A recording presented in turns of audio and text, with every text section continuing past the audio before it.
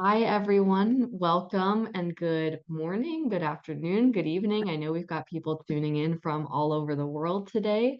Thank you so much for joining us virtually.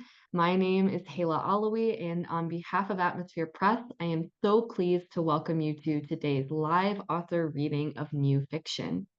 We're going to be hearing from Caroline Willcocks, reading from The Duty of Women, released on December 10th. Jeff Meshel reading from The Greatest Band That Never Was, released on January 14th, and Éric Renaud reading from The Surgeon Who Dreamed He Was a Knight, released on February 11th. All three authors' books can be purchased both from online retailers and from select bookstores. And of course, you can view the books on Atmosphere Press's website. That's at atmospherepress.com/book. And I'll also put some links to each individual book in the chat here. So definitely be sure to check those out. At the end of today's event, we're also going to have time for audience questions. So during the readings, if you think of a question for one or more of our authors, go ahead and type those in the chat and I'll make sure they get asked. We do ask that you stay muted for the duration of the event, but feel free to use the chat as well for praise and comments in addition to questions. One last note is that we at Atmosphere Press appreciate your support today and always. If you have a manuscript of your own, we would love to read it, so submit your work today to books@atmospherepress.com. Again, thank you so much for tuning in to support Caroline, Jeff, and Éric. We're going to start off with our first reader, who is Caroline Willcocks. Caroline has worked in the theater, as a freelance journalist, and in charities. She's written all her life and finds that historical fiction is a wonderful way to portray human emotions in extraordinary settings. She lives in rural Herefordshire with her husband, two cats, and a dog. In The Duty of Women, which is the second installment of Caroline's Tudor Queen series, feisty heroine Cat Cook returns to the Tudor court, where danger lurks around every corner and even love is uncertain. Caroline gives readers an inside view of the dangerous games Tudor women must play to defend their power, their passions, and their lives. Now, let's welcome Caroline. Hello, and I can tell you that the two cats and the dog are locked up, so hopefully they won't come in. This excerpt, the Duty of Women, focuses on the story of Anne Boleyn and then later Jane Seymour. And Anne Boleyn's a very, very controversial figure because she wasn't very nice sometimes. She was very, very dedicated and very opinionated. And I wanted to show that that almost because of this, she was somebody to be admired and to be loved. And my heroine, Cat Cook, is the one who narrates the story. This is actually towards the end of Anne's life, and so it's a bit sad, I'm afraid. I got back late when the night was just tipping over the sky and went straight to bed. The next day was one of the longest I've ever experienced. All the servants, the ladies, and the courtiers who were not involved were just waiting for news from the tower where the trials were to be held. I imagined Queen Anne.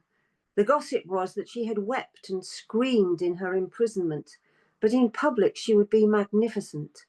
She would know that the charges against her were trumped up, and she would be able to prove that. Inside my head, I reminded God of the bargain I had made with him. Let them go, please, God, my internal voice kept saying. Maybe if I prayed hard enough, that would work. As I walked around the court, all I could do was to continue my dialogue with God. I tried to join in a card game, but my head was full of superstitious incantations that were more to do with witchcraft than religion. I kept on telling myself, if I turn up a queen, she will be released. But if I turn up a king, she will die. I lasted about half an hour until the other players ended the game, saying we were all too distracted. Late that afternoon, the news came out. The Queen had made a good defence, but she had been found guilty of treason and adultery. The punishment given was either burning or beheading, the King, in his mercy, to decide. In his mercy? What mercy was this? The sentence had been pronounced by Anne's uncle, the Duke of Norfolk. Her father was on the jury. So powerful men repay the women who brought them that power. All around the great hall, people were talking. Some were laughing, others looked grim.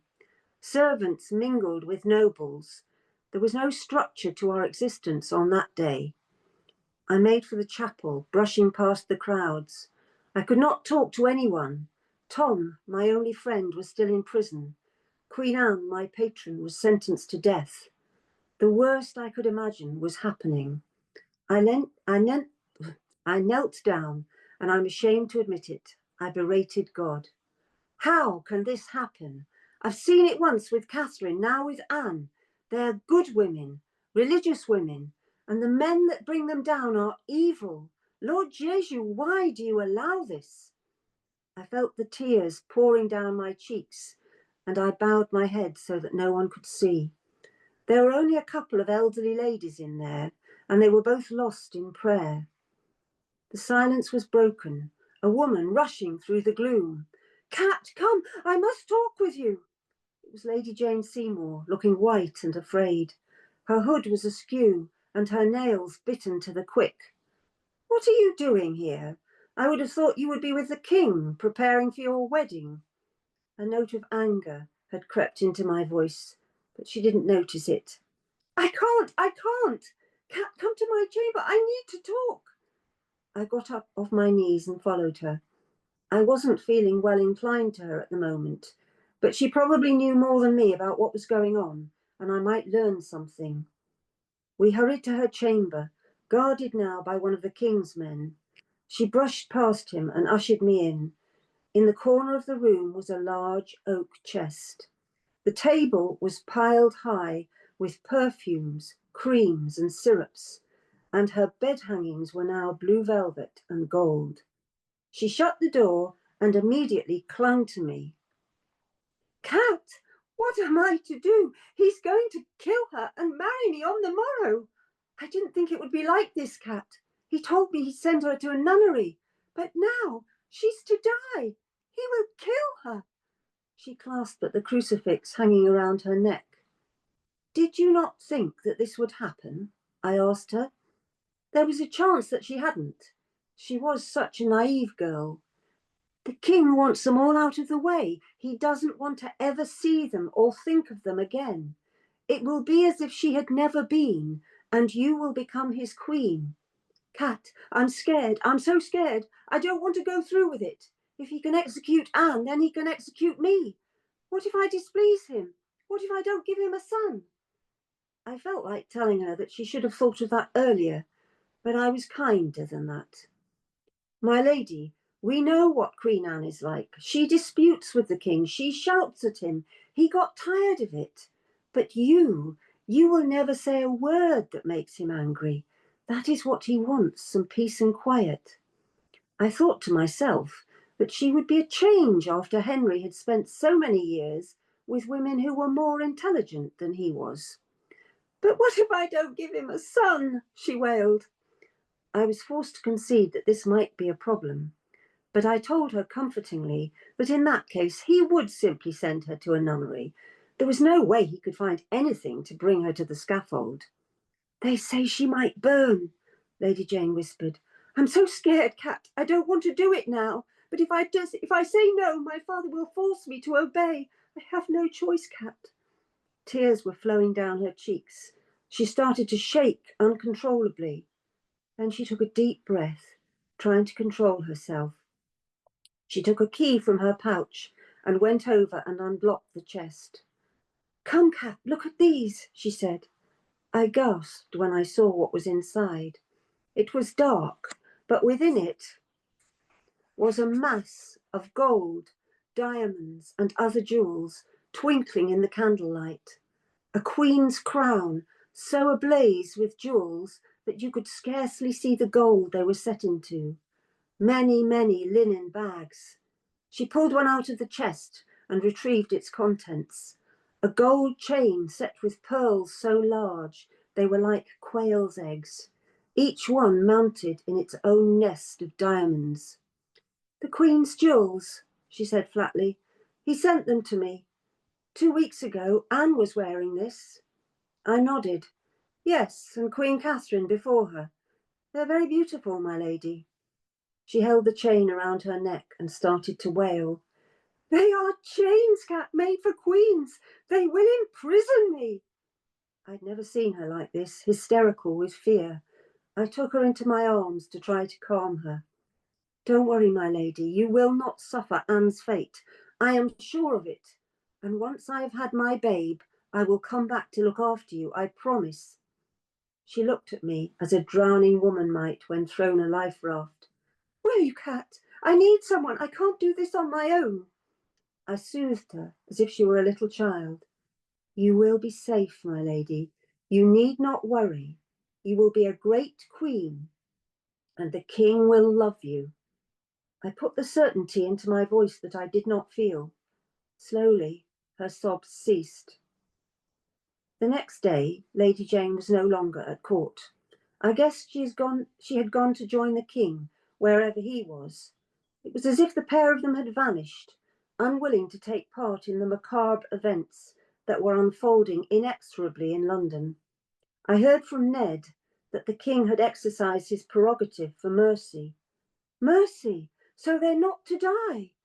Maybe God had listened to my prayers after all. But Ned cut short my hopes. Oh, they'll die right enough. But they're not to be hung, drawn and quartered. Instead, they'll be executed on Tower Hill. It's mercy enough, Cat. Their end will be swift, so long as the axeman knows his business. And what about Queen Anne? Ned allowed himself a little smile. The king has given her the greatest mercy. She is not to be burned, but to be executed. Burning would have been a terrible fate. I was glad at least she would not have to go through that.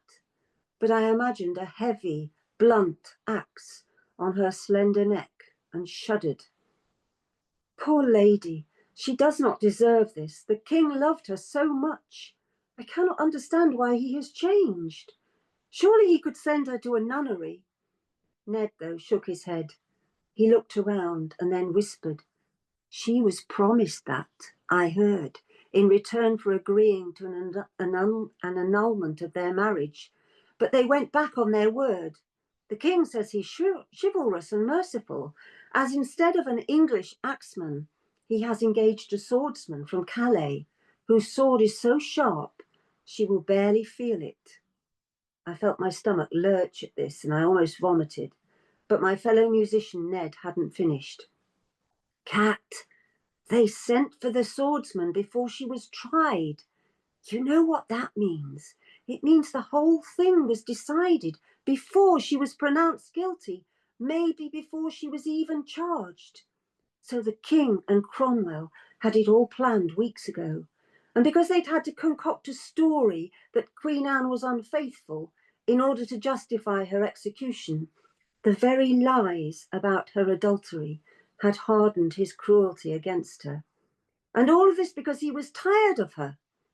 Thank heavens that no other man in the kingdom has that power, or else the executioners would never cease cutting off women's heads. I had never hated him more than I did when I heard that. All the time he pretended that he was a good and pious man, but in fact he was evil.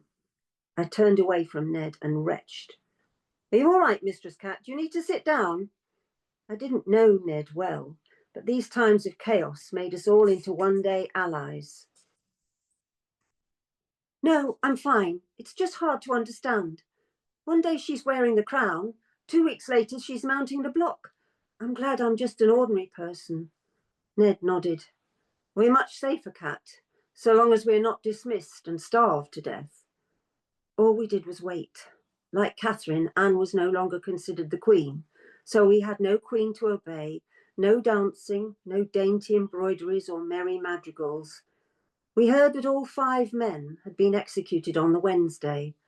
All of them had uttered pious words about being sinners, but that was expected on the block, and they wouldn't dare go against the king. They all had families who might suffer otherwise. But only Mark Smeaton ever said that he'd had sex with Queen Anne. He, poor man, had had it tortured out of him, and was too scared to retract his confession. They were all executed on the same block, which became more and more bloody with each soul that perished on it. It seemed so wrong to me, daughter, to be killing men in a fit of pique, men whose mothers had carried them as babies, who'd been loved. I knew that love was in my body, with my baby, and I knew that it was completely opposed to the death that was all around me. That was you, daughter, and it was you who gave me hope to continue through those terrible days.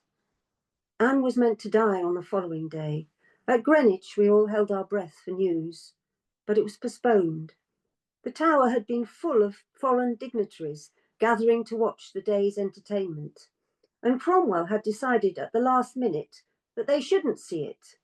Letters to all the capitals of Europe giving the bloody details of the beheading of a queen were maybe not the best way to encourage alliances. And so it was on Friday she was killed. On that day, I don't think many of us ate. Of course, it was a fast day and we didn't usually eat meat. Instead, there would be fish, rabbit, and chicken. But none of us had an appetite that day. We hadn't loved the Queen as Queen Catherine had been loved. But although we didn't say it, we didn't think she deserved what was happening. And then what would become of us? There would be no Queen. That was, unless King Henry married Jane Seymour within hours. And surely he wouldn't do that.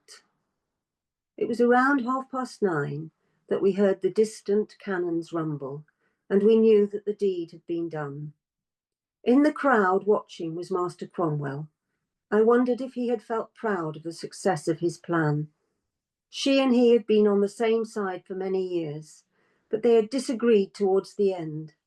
Her allegiance to France threatened his aim to build stronger links with the Holy Roman Empire. And most importantly, in the end, King Henry got tired of her.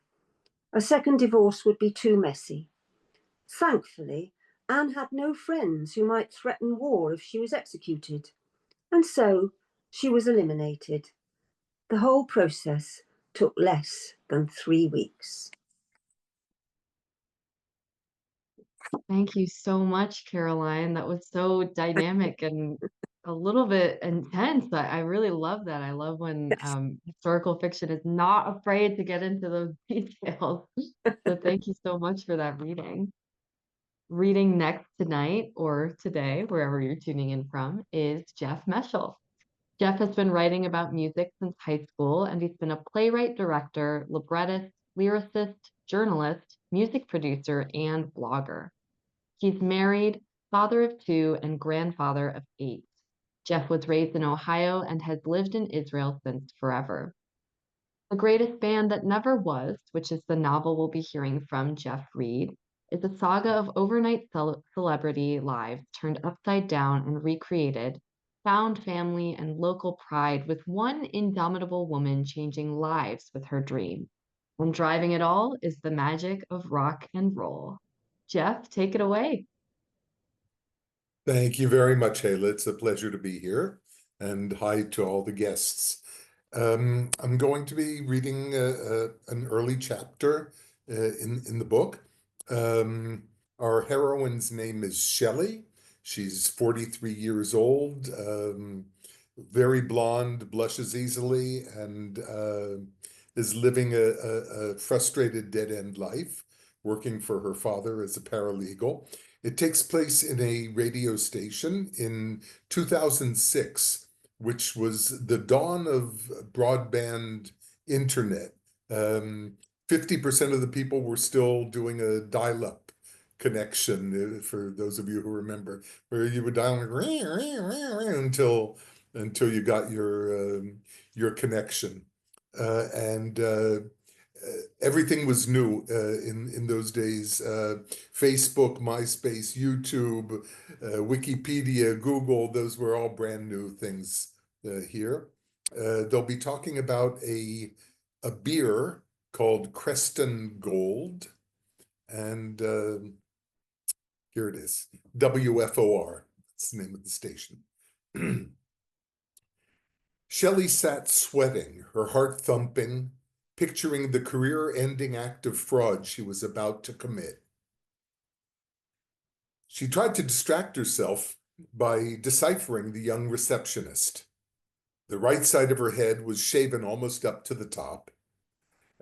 But then a giant shank of dark black hair flipped over to the opposite side, completely hiding her left eye and ending in tips of pink.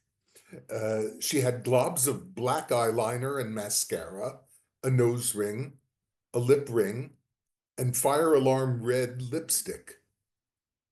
"You can go in now," she said. She had a stretch top with horizontal red and black stripes, a wide black patent leather belt, and a blood red, very mini skirt with black tights and black platform heels with silver studs. "Mrs. Griffin," said Johnny, slouching towards her with a paunch, a ponytail, and an outstretched hand. Miss Shelley." Her cheeks were on fire. "Hi, Shelley. Pleased to meet you. What exactly is this document I need to sign? Leasing that property must have been, 20 years ago?" Shelley swallowed. "Well, Mr. Walker, I have to confess that—" "Johnny, please," he said warmly. "Johnny," answered Shelley. She hadn't met many celebrities before. Any, actually. "I'm here under false pretenses." He looked at her over his reading glasses. "I do work for the Charles Griffin law firm, but there is no document for you to sign. I use that as a pretext to—" "Brandy!" he called to the receptionist, his smile fading. "The firm is dealing with the dissolution of an old family brewery, Brower's, down in Creston. Brandy, would you please show this woman out? They make Creston Gold, and it's a really heartbreaking story, and I heard that tribute you did for Barnaby, and he signaled to Brandy to wait. The patter she had rehearsed now evaporating, she could feel her face quickly approaching tomato, but the words kept flowing out in a tumble. "I think it's unfair that a family business that's been in Northeast Ohio for over 100 years, that's a symbol of local pride, with one woman trying to keep it afloat against all kinds of odds and market trends, with a really tragic personal story, that kind of business with 25 employees should just tank without anyone even noticing. Creston Gold?"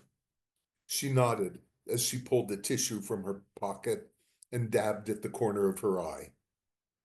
"And I think this lady, this family brewery, and all the people who work there, and all the people who have been drinking Creston Gold for so many years, they at least deserve to be noticed before they all just disappear." She stopped to breathe. He was listening. "And I heard that beautiful tribute you gave Barnaby about how much he meant to all of us who grew up on his TV show. And I think you should talk about this lady and her brewery on the radio and tell Cleveland and all of Northeast Ohio that this local symbol is about to go under, and that we should at least pause for a minute and be sad." Remarkably, he was still listening. Brandy cracked her gum. "Because people listen to you. A lot of people. You have the power to do the right thing, to give this lady a respectful goodbye and thank you for all the pride her family has given us. She deserves that." She sniffled. "And I tried to get through to you by phone and stuff, but I couldn't, so I wrote that fake letter. I apologize. It's very unprofessional." She sniffled again and dabbed her eyes. She didn't even see Johnny's annoyed scowl turning into a smile of sympathetic amusement. "That's all." Johnny gestured to Brandy that she wasn't needed, but she ignored him. "Come over here, have a seat," he said, leading her to two low chairs in the corner of the room. "Shelley," she nodded. "Creston Gold, you said?" She nodded again. Her cheeks were no longer on fire, but her heart was still thumping. "I used to drink Creston Gold in college," he smiled nostalgically. "Everyone did. Oberlin, class of 67. I spent 4 years doing little other than drinking Creston Gold." Same for me, OU. class of 85, same for everyone, she said. And now it's closing down. Why is that?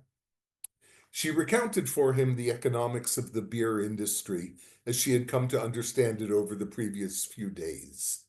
How the giant national breweries had swallowed up the smaller local ones, and the trendy craft breweries had crippled the few that were left. She told him about the Bauer clan and about Allie's hard life and her courage. She confessed to him that her father's firm made its living from the dubious task of closing down businesses. I was born and raised in Warren, she said. Did you know that in my life the population there has dropped from 60,000 to 40,000? You know what's going on around here economically. It's not pretty. No, it's not, he agreed. It seems to me, said Shelley, looking Johnny directly in the eye, that Northeast Ohio doesn't have a very good self-image. There's not much around here that people are proud of. But people listen to you. Creston Gold has been a symbol for generations. The brewery shouldn't just go gentle into that good night. Johnny looked at her steadily, stood up, and gathered her into a wide, warm hug. She had no idea what was happening. His gray ponytail brushed her nose, and his paunch was substantial. Finally, he broke the embrace and, at arm's length, looked her in the eye. Shelley, I think that's a wonderful, wonderful idea. Oh, she blurted, the song. What song? I found the song on YouTube. That's part of the internet, right? He asked Brandy, who rolled her eyes. Well, yes, said Shelley. I'm not much of a computer person, he explained. That's okay. Lots of our clients aren't, she said, and smiled. We have a mature clientele. Can I show you? Use my computer, said Brandy, with the raccoon eyes. Search for Creston Gold, said Shelley. She instructed her over one shoulder, Johnny squinting over the other. My father used to drink Creston Gold, said Brandy. I never see it around anymore. Shelley and Johnny exchanged looks. On Brandy's screen, the hourglass twirled and twirled. Finally, a picture began to emerge, pixel by pixel. See, said Shelley, reading from the screen, Creston Gold, Decapede, 31 views. Who is this Decapede? Asked Johnny. Brandy clicked on the picture of the band. That's exactly the point, said Shelley. No one knows. There's no other mention of them on the internet. 31 views on YouTube. Almost all of them are mine. What does that mean? Asked Johnny. That no one's ever seen this, Brandy answered him with just a hint of condescension. They waited while the file loaded. Finally, the song began to play. Turn it up a little, Johnny told Brandy. The world out there don't look so kind, but I don't care 'cause love is blind. You're the one thing on my mind. Pass another Creston Gold. That's a good song, said Johnny, staring at the screen. Shelley felt her heart leap. Brandy cracked her gum and pressed replay. The three of them huddled together, studying the faded black and white photo on Brandy's screen. The pretty boy with the black hair smiling right at the camera.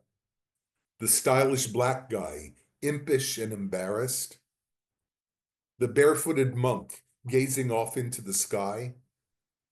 The scowling, intense one trying to escape the frame. The womanly girl holding him back. That's the band? Asked Johnny. Duh, said Brandy. So what I thought was, said Shelley, and then hesitated. Johnny and Brandy looked at her, waiting. What I thought was that maybe you could do some kind of search or competition or something on your show to try to find out where this song came from, who this band was, because obviously they're local, Creston Gold. And if that really is a picture of Decapede, they're pretty old, to ask if anyone recognizes the name or the song. Somebody might remember, and that would be like a way to talk about the brewery. And Johnny straightened up and again enwrapped Shelley in a bear hug. Over his shoulder, she saw Brandy rolling her eyes. In the elevator, going down, Shelley looked at the woman in the mirror. "What just happened?" she asked her, but the woman had no idea. That's it.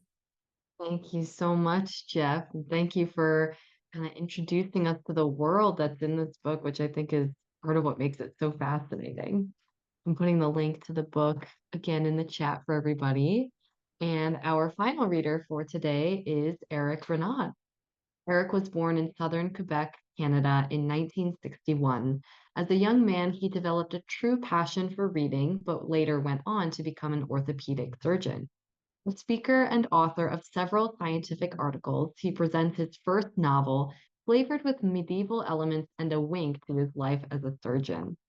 So, in this book that we'll be hearing from today, the surgeon who dreamed he was a knight, orthopedic surgeon Nicholas Renault dozes off in the surgeon's lounge after a long night of repairing broken bones and stitching torn flesh. In his dream, he steps into the boots of Merrick, a valiant knight. As he explores a place that feels eerily familiar, he stumbles upon a blue flower that could cure the illness of a friend's son. We'll hear more of the story now from Éric himself. Oh, Éric, and just asking to unmute now. Sorry about that. Thank you, Ayla. And hi, everybody. Thanks for being there. The funny thing about this book is initially it was a short story from my wife as a wedding gift. And the story sort of didn't finish. It started going on. And at that point, I was very implicated in my foundation of my hospital. So I told him, let's publish the book in French at that time. And all the profits go to the hospital. So that was how everything started. So, and as Ella said, it starts with the orthopedic surgeon that has a big call. He works for 36 hours, operates trauma patients, goes into the surgeon's lounge and dozed off. And essentially, he has a dream, a medieval dream, which is the story. Long ago, in a forgotten time, lived a princess with a sharp mind, even modern for the period.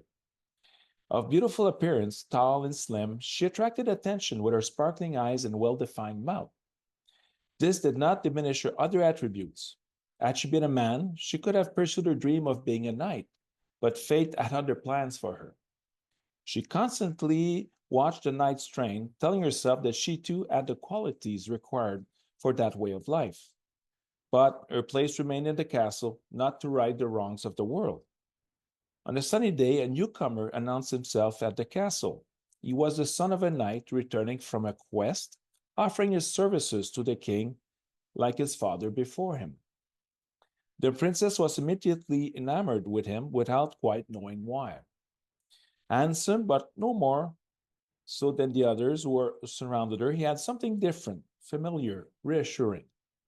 She couldn't quite identify this element that set this young knight apart, but she felt her heart already conquered.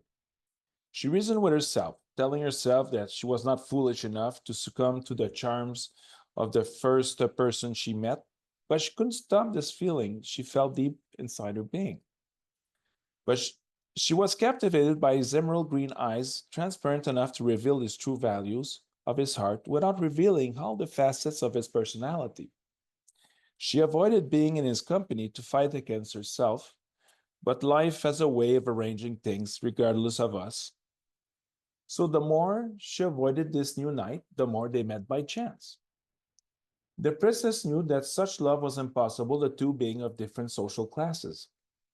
There had been precedents between princess and knight, but only when the latter came from a noble and wealthy family. She decided to research this knight. Alas, he was not born under lucky stars. Born into a peasant family whose father, through his courage and exploits, had been dubbed by the king. What to do? She didn't even know if this handsome knight had any feelings for her. She thought she discerned them in his gaze, but was she deluding herself? A confident and slightly reckless woman, she risks questioning this young man. Anyway, he might be a fool with no intelligence, wit, or sense of humor. She devised a plan. As an organized person, she tried not to leave anything to chance. They had to meet in a situation that was neither too embarrassing nor too intimate. A hike. She would need an escort. She could choose after a few arguments with her father and her personal guard. A discussion she would lead without too much difficulty in her favor, especially since this young man was gaining recognition among his peers for his abilities. She put her plan into action, found a valid pretext, planned her outing, insisted with her father and her guard, won her case, and then went out on her hike with her entourage. Not very intimate, but for first sighting it would do. The young knight, being a recent arrival, was relegated to the rear guard, a small detail foreseen by the princess, who had already prepared at the time of departure an inspection of her troops to address each one. Then, when they halted, she could again speak to the knight without arousing suspicion. The first contact, less than a meter away with Sir Éric Renaud, was magical. Although few words were exchanged, tension, magic, and all sorts of emotion mingled within her. How could one person have such effect on another? This mystery eluded her, although she had boasted of knowing human nature despite her young age. During the hike, she tried to sort out her feelings. Was it a passing folly, a flash in the pan, a youthful passion? She wanted to convince herself that it wasn't, but she had to see him again, question him, and simply bask in his presence to relive this array of emotions. She tried to convince herself that the second meeting would be more sensible, cerebral, without losing control. She had always the upper hand in her environment. When the time came, once again, her heart was pounding, her hands were sweaty, and she believed she had lost some of her intelligence during the discussion. Well, this resolved, the next step needed to be planned. How to meet him, talk to him, get to know him. Above all, was he interested in her, not as a sovereign, but as a woman, an individual, a person? Meanwhile, the young knight found the attention paid by the princess quite curious. She talked to all knights, but he seemed to have detected something more in her contact. You probably imagine all this. Deep down, he hoped that a tiny part of what he felt was shared by the princess. Of course not. Such things are not allowed. He was a knight and took the code of chivalry very seriously. It wasn't always like this. Fortunately, life had put him back on the right path. Since then, he had respected the code to the letter, too much, according to some. The code had helped him in his darkest hours, like a buoy in the middle of the ocean, and he had sworn never to deviate from the values that had been his, but that he had neglected in a certain period of his life.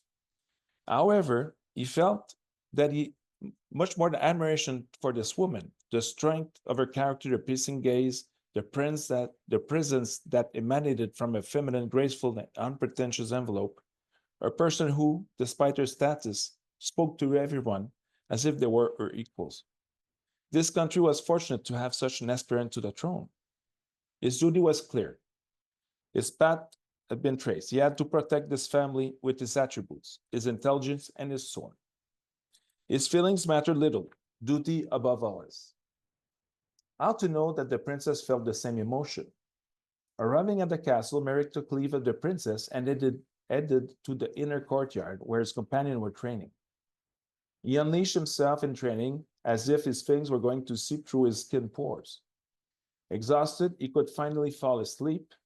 His last thought, as always, and much to his chagrin, was dedicated to his angel. At the castle, the princess continued to research on Éric's origins and life. His first name suggested a Nordic origin, although his surname was local. This was not uncommon among the knights who had traveled the world in search of glory and fortune. She discovered that Éric had grown up in a small village north of the kingdom, raised by his mother and his father's after his father's untimely death in a battle against bandits. His father, a respected knight, and instilled in him the value of courage and his fighting abilities. César was looking for opportunities to see her knight or talk to him. By chance, an opportunity arose. The princess was heading to the stables for a morning workout. To her great surprise, Merrick approached her. Not knowing what to say, she pretended not to see him. Excuse me, princess. Yes, what can I do for you, Sir Knight? I've been assigned to accompany you today. Will you measure up, Sir Merrick? I don't think I'll measure up to your memory, but as a writer, it should be fine, he said, impressed indeed that she remembered his name. We'll see. He prepared his horse as he always did. No one could approach Tornado. He had a reputation for having a bad temper. But he was the smartest horse Merrick had ever known. And in a battle, he feared nothing. In the end, they made a good team. You could even say they resembled each other. We're escorting the princess today, Tornado. Behave yourself, and don't try to bite her mare. Who are you talking to, Sir Knight? To my horse. Does he answer you? She said with a smirk. Often. You're mocking me. No, princess.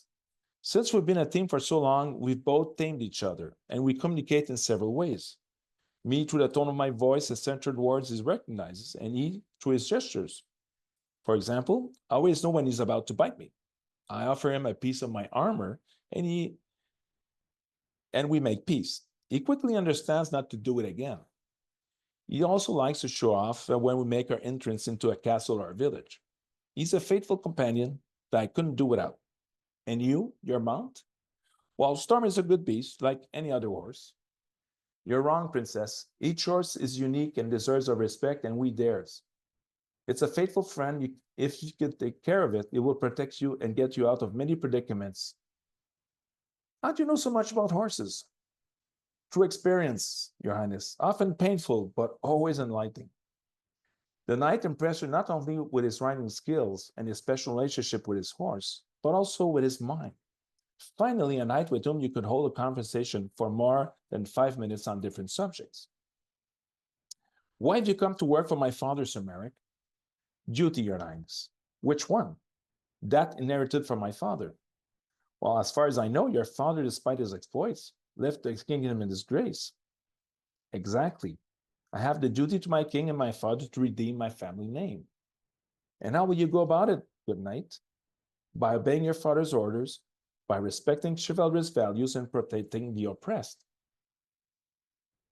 That's a noble cause, of course, but what about you? What are your aspirations? Only to serve my king and redeem my father's name. You have every right to think of yourself. For example, do you have a sweetheart? No. And why not? You're a knight, skilled with your hands, and not ugly. It's precisely because I chose to be a knight. Being often absent with the risk of not returning, I would have to leave my family to beg for survival. I couldn't bear to subject them to such a fate.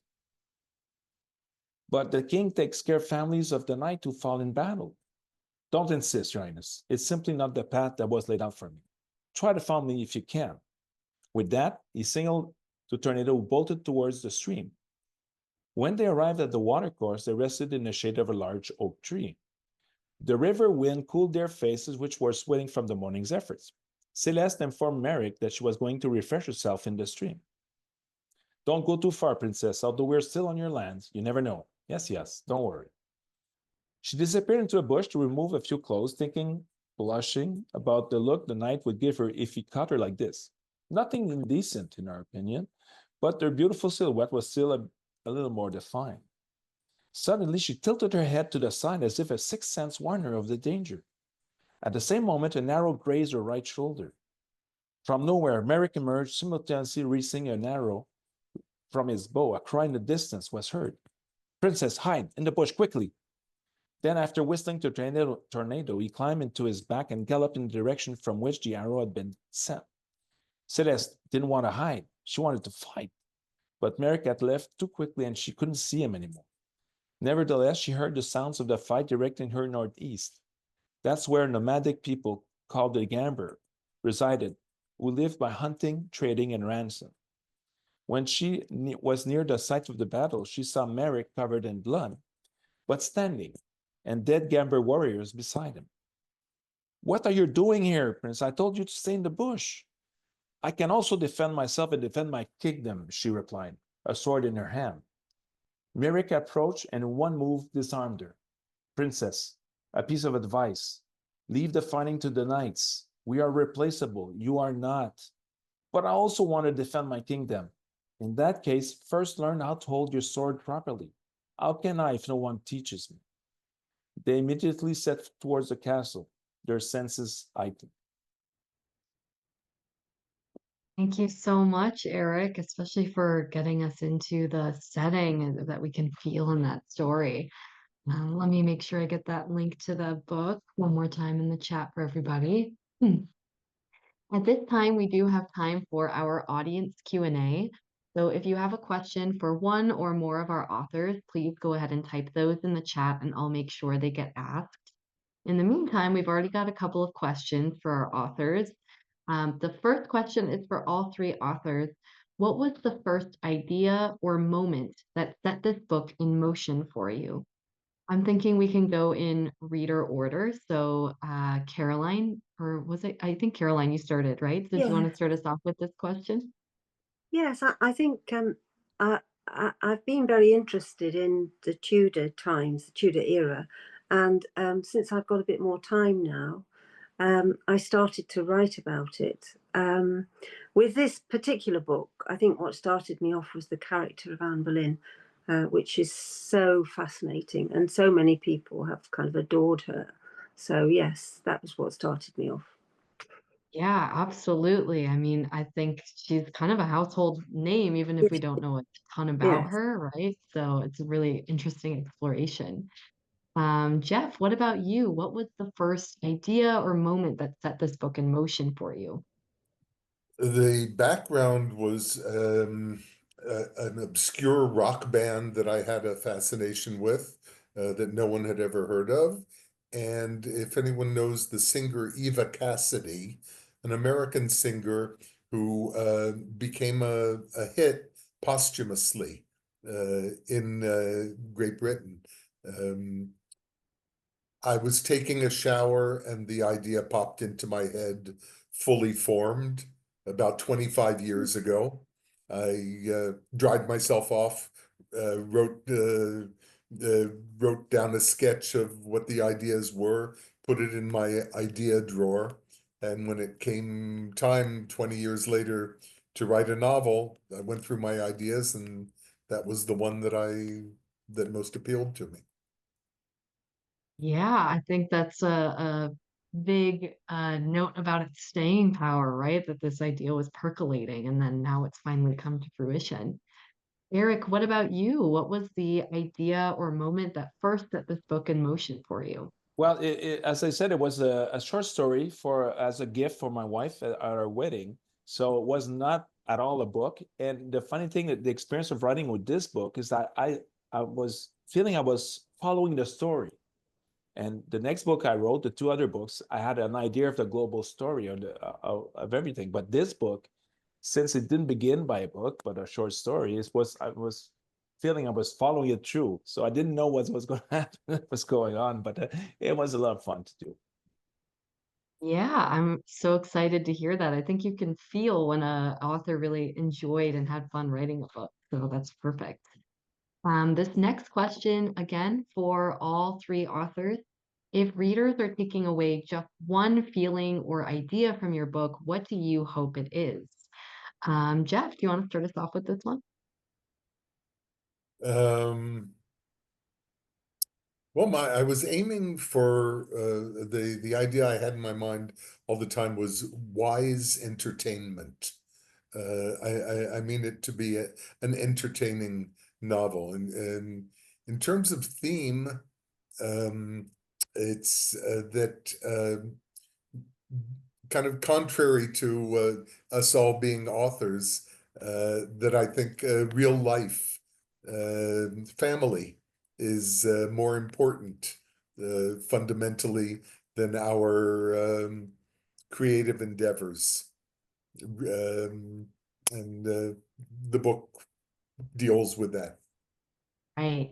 Yeah, and I think that's part of what it's so central to everybody. So it makes it a compelling theme to explore. What about you, Eric? What would you want readers to take away from your book if it's just one feeling or idea? Well, it's a feel-good story. So what I wanted people finish the book and they feel good about it. But if I had one word is passion. Absolutely. And I think that totally tracks with everything else you've said about the book thus far, too. And Caroline, what about you? Just one feeling or idea that you would love for readers to take away from your book? I think that people are still very much the same, and however difficult the situation they're in, people can act with great courage. Absolutely. Caroline, while we're with you, we've got another question for you specifically. How do you research a real life figure to write about them compellingly? Oh, well, I don't know about the compelling. No, well, before I'm writing the book, I read several biographies, and I mean, for the Anne Boleyn side of it, I read Eric Ives' book about Anne Boleyn, which is very good, and I read, other biographies of the other wives and Henry VIII and all of this. Then when I've got them fixed in my mind, they usually have a time scale, and although the story is imaginary, I try to fit it with their time scale. But then simple things like, they might be going from one town in England to another, and I have to look up and find out where the old road was, how far it was, how quick it would take to do this on horseback, or whether it would be quicker on the river. Or, for instance, if they're eating fruit, did that fruit exist in Tudor England? So under those things, I use Google, and I use Perspicacity, which is a really good AI research tool. And it gives you the kind of references so you can check them. So that's what I do. Yeah, I can only imagine the amount of work that all historical fiction writers have to go to because it's completely foreign in some ways. So I'm always fascinated to hear about that process. We've got a question for Jeff. I love hearing that your book is a love letter to music and rock and roll. Can you tell us a little bit more about where and when your interest in that started? I woke up at the age of 12, listening to AM radio and saying, I need to know what's going on there. I was writing music reviews, record reviews in high school in 1965. I have a review that I wrote of the Beatles' Rubber Soul when it came out. This was 2 years before Rolling Stone magazine. In the US, there was no rock journalism. I continued in college. I did a lot of rock journalism, met a lot of stars, interviewed a lot of stars, interacted with a lot of leading musicians, attended Woodstock, saw the Beatles live, attended Woodstock, and have been involved in primarily listening to music, but also making music, writing about music throughout my life. It's exciting to hear how those interests start so early and then they really blossom from there. Um, so I've just got one more question for all the authors that came in. This is for all three writers. What is next for you as writers? Eric, do you want to start us off with this one? Yeah, sure. I wrote 3 books, 3 novels. My first is medieval, but the others are medical thrillers, which is in my profession. So now my aim is to translate them in English and getting published in English. And also in mid-term, I'll probably go to Audible books, also trying to go into that market and see where it goes. And eventually, maybe a 4th novel. Sounds great. A very prolific career ahead of you. So I'm excited to see that develop.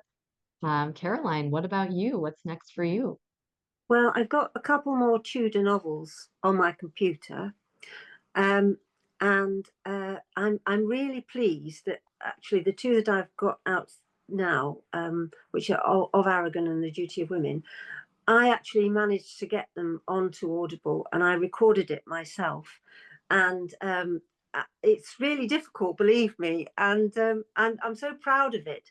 But then when all of this stuff is kind of just arranging things, I really want to go and write a novel about what would have happened if Henry VII had been killed at Bosworth, and Richard III instead took over. And I plan to make Elizabeth of York the heroine, because she's going to be the ruling queen in the end. I don't know quite how it's going to work out, but that's my plan. I guess we're all going to have to find out together, which is very exciting. And Jeff, closing us out, what's next for you as a writer?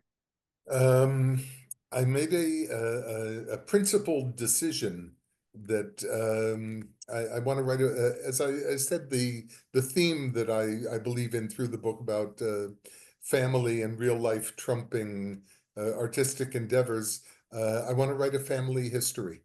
A history of my family through a historical perspective, specifically Israel, the establishment of Israel, the family being transplanted from through different continents. It's been what I've encountered in my lifetime. My grandparents, and a book to leave for my great grandchildren, hopefully. Absolutely. I think there's a lot to be said for putting together those family histories and sharing that with the future generations. So that's certainly very exciting. So I just want to say now to all three of our authors, thank you so much for sharing your work with us today. Thank you to Caroline, Jeff, and Éric, just for being generous with your time, the words that you have put so much into, and your thoughts in this Q&A as well. Thank you to everybody in the audience for joining us and celebrating these authors with us together. Don't forget, of course, that you can order The Duty of Women, The Greatest Band That Never Was, and The Surgeon Who Dreamed He Was a Knight from the links in the chat. I just dropped them in there one more time for everybody. Please also consider checking out atmospherepress.com to browse our new and forthcoming releases, sign up for our newsletter, or submit a book manuscript of your own. You can submit your work to books@atmospherepress.com and just let us know that you attended today's event. We'll look forward to hearing from you, but until then, have a great week, everybody.